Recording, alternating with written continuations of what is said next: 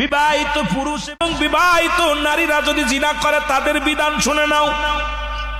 যদি পৃথিবীর মধ্যে কোন বিবাহিত পুরুষ বিবাহিত মহিলা যদি জিনা করে, এক নাম্বার তাদেরকে কি করতে হবে? দুনিয়ার বুকে ওই নারী পুরুষকে মাটির ভিতরে পুঁততে হবে, নাভি পর্যন্ত পুঁততে হবে, এই পর্যন্ত নাভি পর্যন্ত বা বুক পর্যন্ত পুঁতে ফেলতে হবে। পুঁতিয়া তাদের গায়ে কঙ্কাল নিক্ষেপ করতে হবে, পাথর মারতে হবে।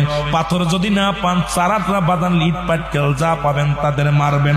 যতক্ষণ পর্যন্ত মৃত্যুবরণ না করবে ততক্ষণ পর্যন্ত তাদের গায়ে ইট পাথর মারতে হবে।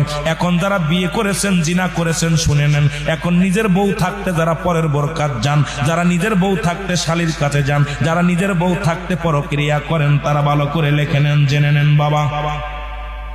এই সমস্ত যুবক যারা, যে সমস্ত বিবাহিত পুরুষ বিবাহিত নারী জিনা করলে তার বিধান, শরীয়তের বিধান শুনে নেন, কোরআনের বিধান শুনে নেন, হাদিসের বিধান শুনে নেন, নবীজি কি বলে গেছে আর আমরা কি করতেছি শুনে নেন।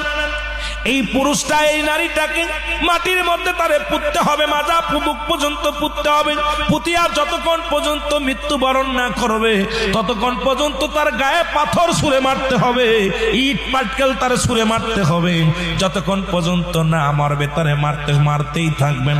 যখন নিশ্চিত হবেন তিনি মারা গেছেন, মরে গেছেন, পৃথিবী থেকে মারা গেছেন, মারা যাওয়ার পর এবার তারে মাটির থেকে খুশি উঠাইতে হবে, উঠাইয়া জমিনের মধ্যে ফেলে রাখতে হবে। কুকুর শিয়াল দেখাইতে হবে, তারে মাটি দেওয়া যাবে না। কারণ কোন জিনাকারী বিবাহিত পুরুষ, জিনাকারী বিবাহ পুরুষ বাদন মহিলা, আজকে আমাদের দেশে অনেক জিনাকারী পুরুষ জেলের মধ্যে আছে।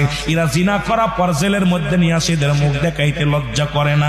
ইসলামের বিধান যদি বাংলাদেশে থাকতো, এই জমিনের মধ্যে তাদেরকে কুকুর শিয়াল দেখায় দেওয়া হতো। জোরে বলেন আল্লাহু আকবার। ভালো করে শোন, যারা বিয়ে করছিস বাবা শুনে নে, এ মুসলমান শুনে নেন, যারা জিনাকারী পুরুষ, জিনাকারী নারী মাটির বিষয়ে কবর দেওয়া যাবে না, তাদের লাশগুলো কুকুর শিয়াল দেখাইতে হবে।